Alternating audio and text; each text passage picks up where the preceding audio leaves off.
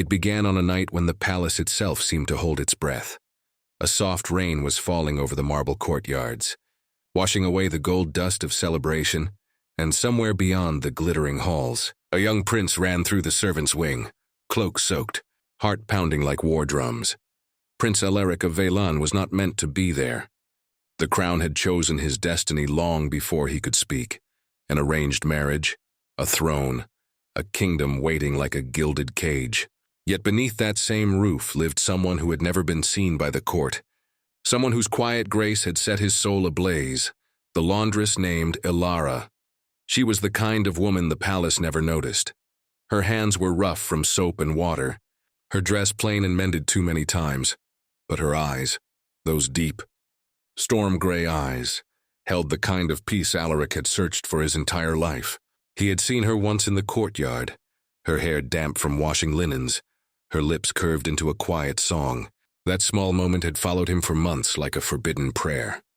Now, under the cover of rain, he found her again, alone by the lanterns, gathering sheets from the line before the storm could claim them. That night, destiny bent, not with a trumpet's call, but with a whispered vow between two trembling hearts. Their love began in shadows, hidden glances in candlelight, stolen moments in the laundry room while the palace slept. He told her stories of the world beyond the gates. She told him of her dreams, so fragile and small compared to his, but he listened as if they were the only truths that mattered. When the king announced Alaric's betrothal to Princess Selene of Carthia, the court erupted in celebration, but the prince's heart drowned in silence. He could not give himself to duty when his soul already belonged to the girl who washed his robes.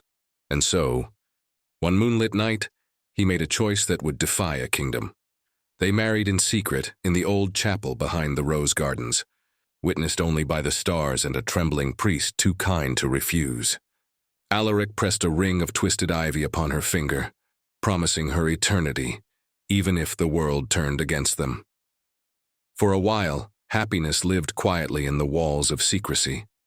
He visited her in the servants' quarters, bringing her small tokens, a hairpin, a book of poetry, a single rose. She in turn mended his shirts and whispered courage into his restless heart. But secrets, like fire, cannot stay hidden forever. One evening, the queen herself saw them. Ilara stepping out from his chambers, her hair unbound, her eyes lowered. The silence that followed was sharper than any blade. Within hours, Ilara was gone, taken by the guards, hidden from the world. Alaric was told she had fled, that love was only illusion. But deep down, he knew. Someone had buried her truth. He searched for her in the dark corners of the kingdom, sending messengers, bribing guards, riding through rain and ruin. But every road ended in nothing. The chapel where they wed stood empty, the ivy ring gone. And when morning came, the crown called him to duty. The prince stood before the altar once more, this time to wed the princess chosen for him. But as the vows were spoken, his eyes burned with ghosts, and a vow he'd made under the velvet moon echoed within him still. If fate takes you from me, I will find you again, even if I must defy heaven itself. 3 years passed.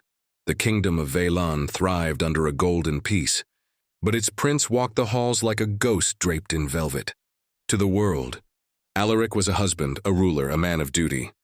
To himself, he was a widower with no grave to mourn. Princess Selene was kind, patient, and wise, but her heart belonged to diplomacy, not to love.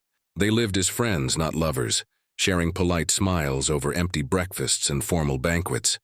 But every night, Alaric's dreams were haunted by a face, Ilara's flickering in candlelight, reaching for him through fog and distance.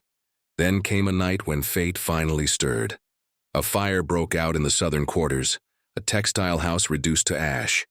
Alaric rode to the scene himself, ignoring his guards' protests. And there, through the smoke, he saw her, Ilara, alive.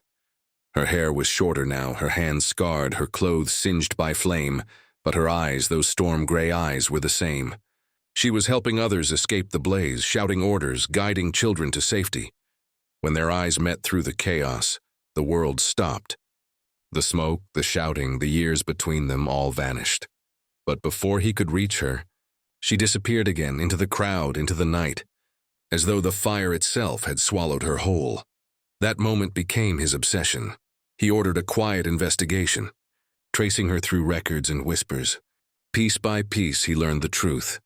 After her arrest, the queen had ordered Ilara to be sent away to the textile district under a false name, hidden from the court forever. Her freedom was the price of her silence, and so she had lived, quietly working among seamstresses and widows, her love a memory stitched into every thread she touched. Alaric went to her in secret once more, disguised as a commoner. He found her in a narrow attic room, sewing by candlelight. For a long moment neither spoke. The air trembled with what had been lost. Then, as tears traced the dust on her cheeks, she whispered only one word. Why? Why had he let her go? Why had he not come for her? He fell to his knees, his voice breaking like a boy's, explaining how he had searched, how lies had buried her name, how his every breath since had been a prayer for her return. But the years had changed her. She no longer dreamed of palaces or promises. Love, she said softly, cannot grow where fear reigns. Still, when he reached for her hand, she didn't pull away.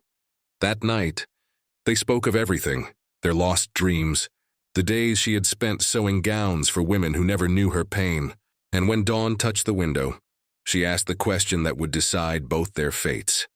If the world finds us again, Alaric, what will you choose, me or your crown? He didn't answer then, but his silence was louder than any oath. The secret meetings continued, each one a stolen heartbeat between duty and desire. But the walls of the palace had ears, and whispers soon turned into rumors. One morning, the queen summoned him again, her face pale with fury. She had heard enough to confirm her fears. The prince's past mistake had returned, and this time she warned if he did not sever it, the kingdom itself would. That night, as rain began to fall once more, Alaric made his choice. He rode to the textile quarter, to the small house with its single candle burning in the window. Ilara waited, calm as moonlight, as if she had always known he would come. He told her everything, that he would renounce the throne, leave behind the kingdom, the name, the bloodline that had caged them both. But she shook her head. A crown abandoned for love becomes a curse, she said gently. It will haunt us both. And so she proposed another way.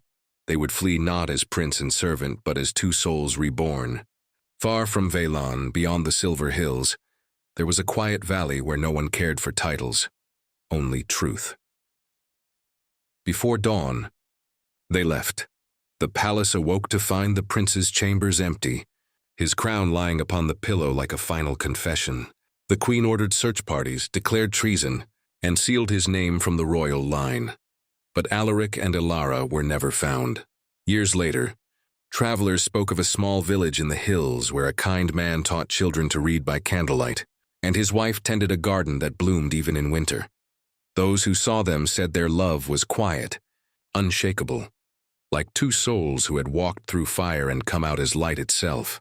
And on clear nights, when the moon rose silver over the hills, one could hear the faint melody of a woman's song, a tune once sung in the courtyards of a palace long ago. A reminder that even in a world built on power and pride, love when true is the only thing that ever truly reigns.